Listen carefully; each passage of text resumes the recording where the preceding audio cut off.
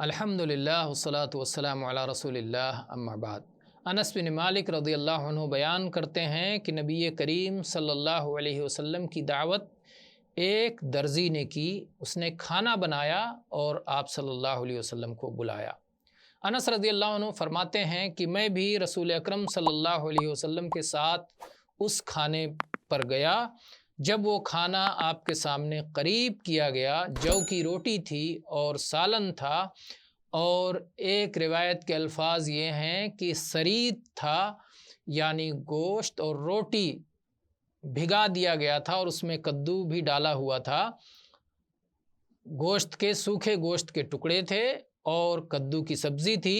انس رضی اللہ عنہ بیان کرتے ہیں کہ میں نے نبی کریم صلی اللہ علیہ وآلہ وسلم کو دیکھا کہ برتن میں چاروں طرف آپ کدو کے ٹکڑوں کو تلاش کرتے ہیں، کیونکہ آپ کو کدو کی سبزی بہت پسند تھی۔